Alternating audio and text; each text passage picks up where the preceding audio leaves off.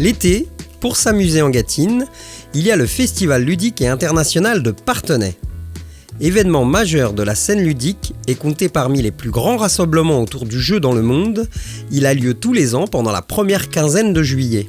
Avec 380 000 visiteurs estimés depuis l'année dernière, le Flip est incontestablement une destination prisée des vacanciers. Organisé par la communauté de communes Parthenay-Gâtine, il est une vitrine certaine pour le tourisme en Gâtine. Alors, quand l'ambiance chaleureuse des rues en jeu devient trop sport, sachez qu'il existe nombre d'activités nature à réaliser aux quatre coins du territoire.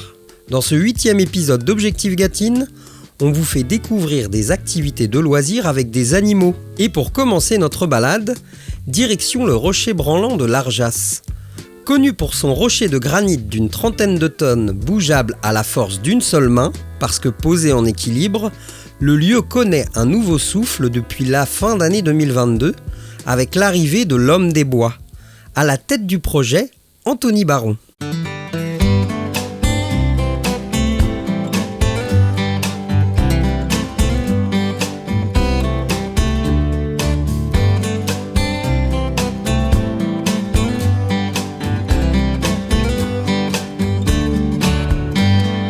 L'idée de départ, c'était avant tout de protéger ce site-là. Ce site-là, je l'ai connu, j'avais 4 ans, en visite scolaire. À l'époque, ça se faisait beaucoup ici. Malheureusement, avec le temps, cette activité-là, elle a un peu périclité ici, ce qui fait qu'il n'y en avait plus du tout. Et le site, petit à petit, c'est un petit peu affaibli et il y a eu de moins en moins de choses ici. Donc moi, j'avais toujours ce site-là dans le coin de ma tête.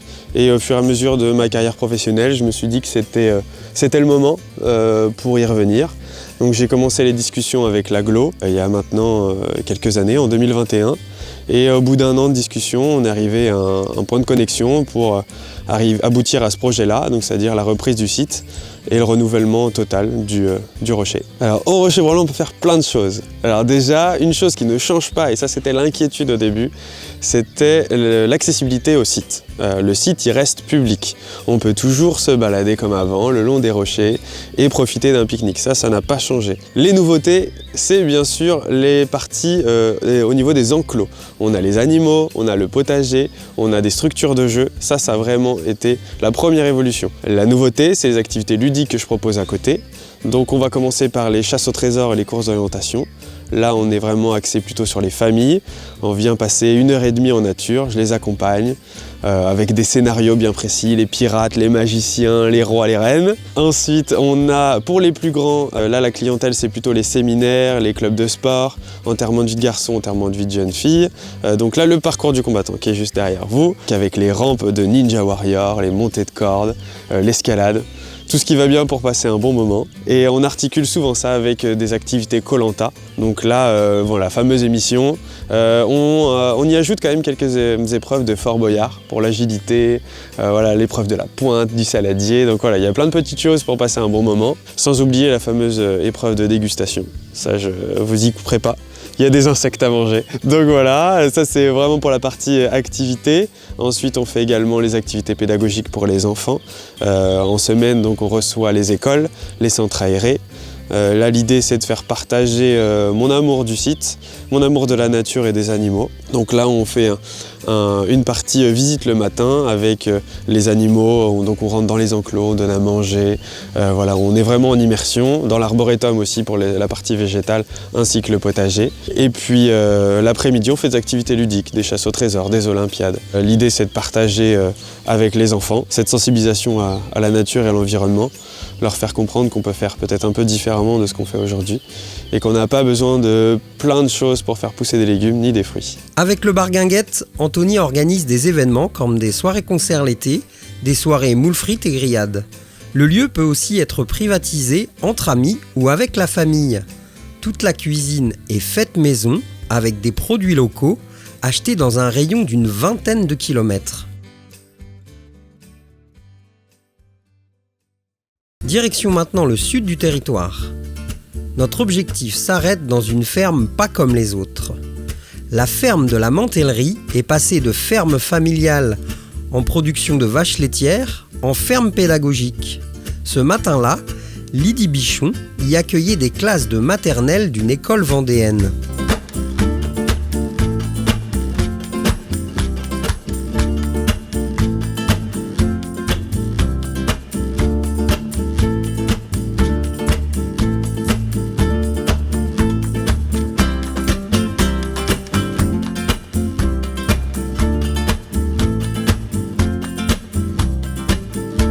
Et nous avons donc du coup aujourd'hui 77 hectares en culture.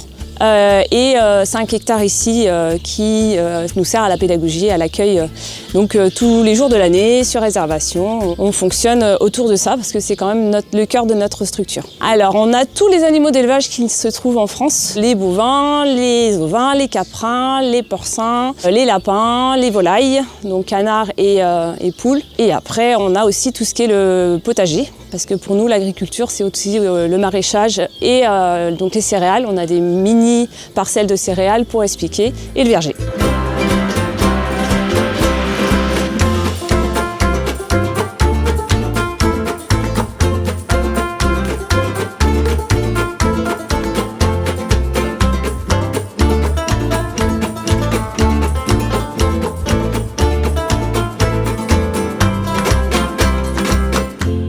On ne pouvait pas faire que de la pédagogie. Une ferme pédagogique toute seule ne fonctionne pas.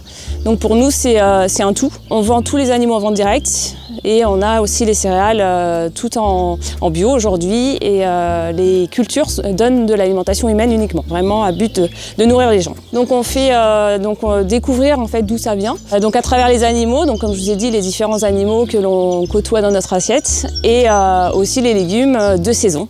Pour nous, c'est important de suivre les saisons.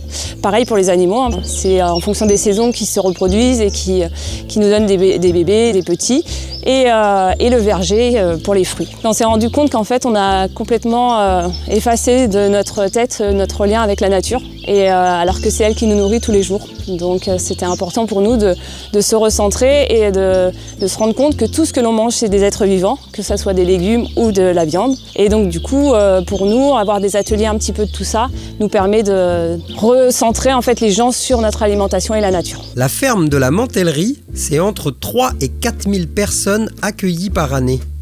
Pendant l'été, les visites ne s'arrêtent pas avec l'accueil des centres de loisirs et les familles. Les mardis et jeudis de 15h30 à 18h, vous pouvez participer au nourrissage des animaux et visiter le jardin de la ferme.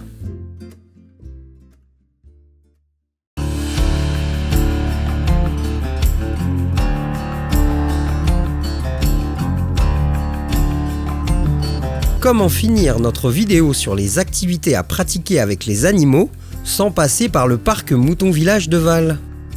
Déterminé à redonner ses lettres de noblesse à l'élevage ovin quand il était maire de la commune, Gilles Parnaudot, fondateur de Mouton Village et actuel président de l'école de la laine, nous explique la genèse du projet.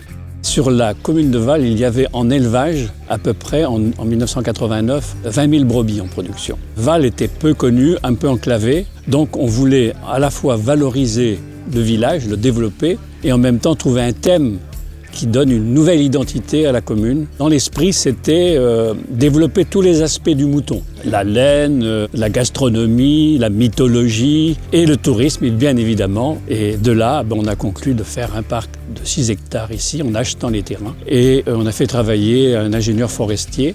On a planté 6 000 arbres en 92. L'idée, c'était de faire une forêt avec des clairières où on découvrait les races de moutons. Et voilà comment est né le parc. Un îlot de la biodiversité, puisqu'il y a l'eau, il y a les arbres, les fleurs, les animaux, etc. Plus loin dans le parc, on croise Ludovic Pachot. Éleveur de brebis et de chèvres à La Chapelle-Bertrand, il est le propriétaire du cheptel du parc. Donc voilà, c'était un agrandissement de mon exploitation en me faisant plaisir dans une diversité. Il y a une vingtaine de races, c'est 22 ou 23 races disponibles, donc qui représentent les 5 continents. Donc quand on va déambuler dans ce parc, on va changer de continent en termes d'animaux, de construction et d'arboretum. Et avec une histoire qui est racontée, qui explique la domestication du mouton, pourquoi il y a des races à laine, pourquoi il y a des races à viande. Il peut arriver qu'il y ait un turnover, c'est pas forcément volontaire. On rencontre des difficultés, notamment des passages de frontières, avec des pays qui n'ont pas les mêmes exigences sanitaires que la France.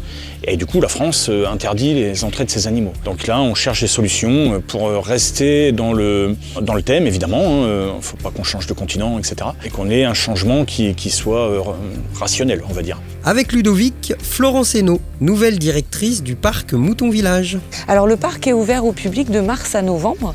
Il se visite ensuite librement, mais sans animaux dans le parc de novembre à mars. Il est ouvert les samedis, dimanches et jours fériés, depuis peu les mercredis en dehors des vacances scolaires.